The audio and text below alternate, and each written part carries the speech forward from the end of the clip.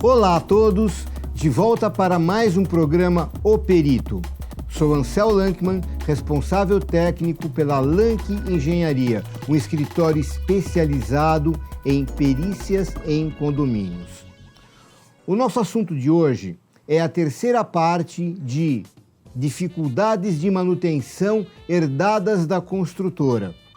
E o assunto específico é portões de garagem. O primeiro caso que nós vamos mostrar é o desta foto aqui. Note que é um portão de correr e ele foi escolhido nesse formato de abertura para ficar compatível com a arquitetura do edifício e da entrada da garagem. Esses portões, nesse sistema de correr, eles obrigam que o mecanismo de abertura, esse motor que vocês estão vendo aqui na frente do portão, fique nessa posição que ele está mesmo. Ele fica no limite entre a parte que fica aberta e a parte que fica fechada. Bom, conclusão, esse motor tem que ficar do lado de fora do condomínio. Isso, para o condomínio, é um problema muito sério, porque o condomínio fica sujeito a vandalismos, a furtos. Na eventualidade de uma manutenção, os trabalhadores vão ficar do lado de fora. Isso, de certa forma, faz com que eles fiquem expostos. Ou seja, não é uma solução boa para o condomínio ter o motor do lado de fora do portão. O que a construtora poderia fazer, então?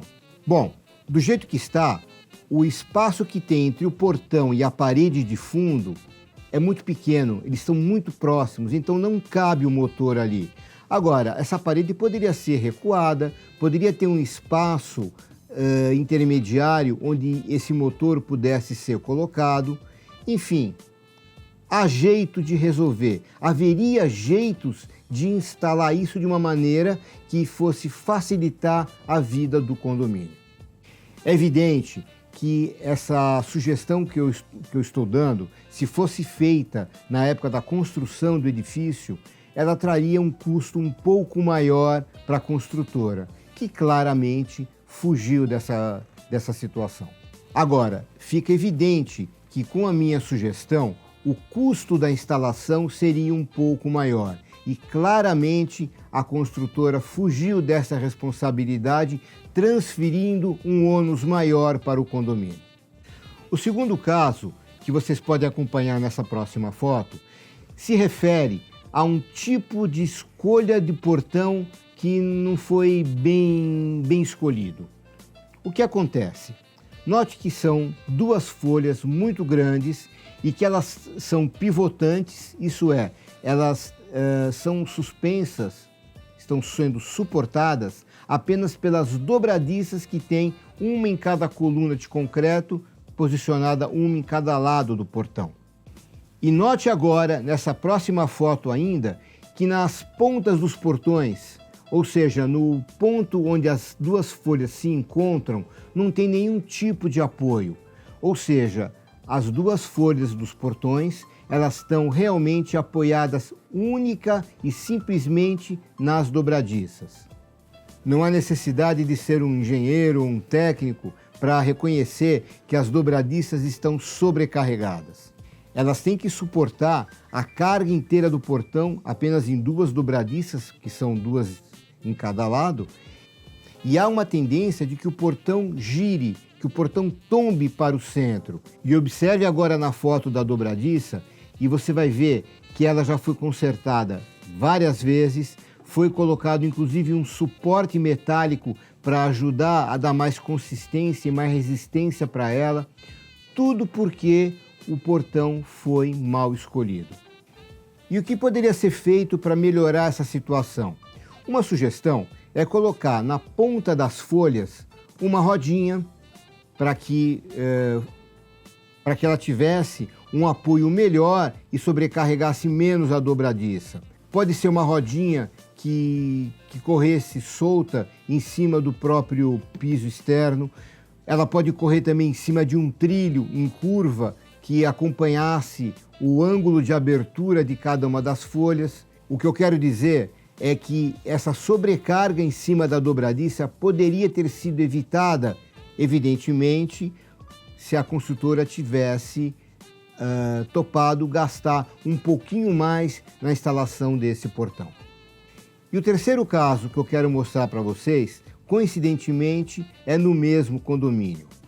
Observe essa próxima foto. Note que o portão está colocado muito próximo da calçada, na posição original em que ele foi instalado pela construtora.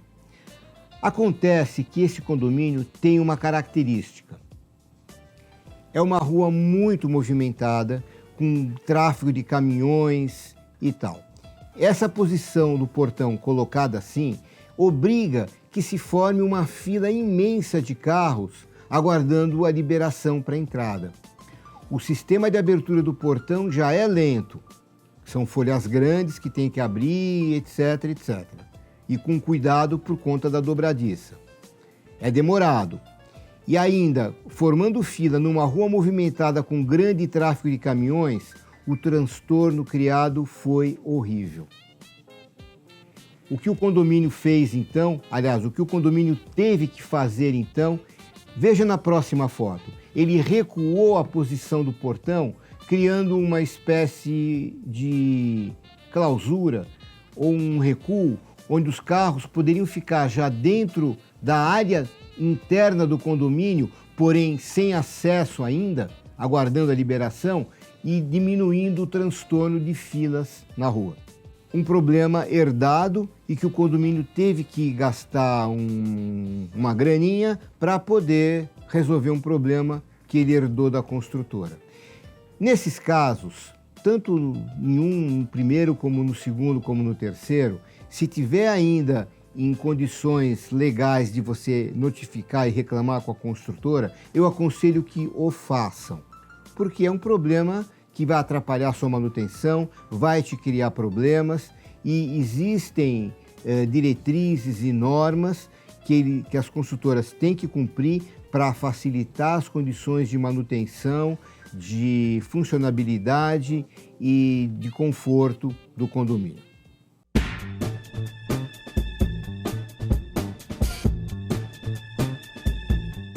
A pergunta de hoje vem de Mairiporã e é do Silvio Fans.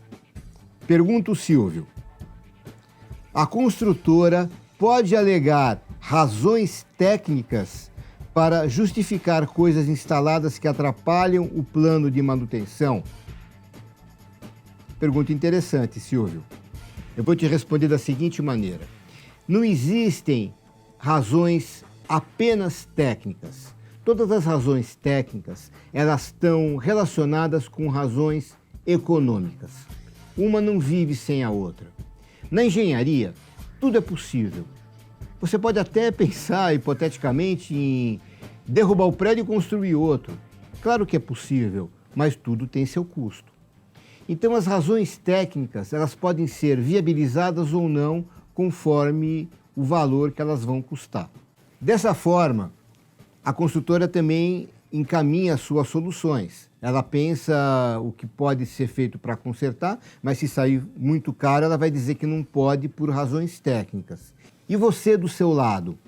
Você tem razões jurídicas que te permitem cobrar da construtora, que também estão atreladas com razões econômicas. De repente, para você iniciar um processo, pode ser que saia muito mais caro. E aquela solução que viria de um processo talvez não compense pelo custo do processo.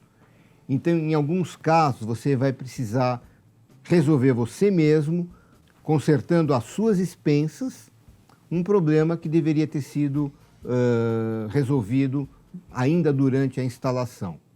Conseguiu entender, Silvio? Não existem apenas razões técnicas, elas estão atreladas a razões econômicas. Da mesma forma que as nossas razões jurídicas que o direito nos dá, também estão atreladas a razões econômicas.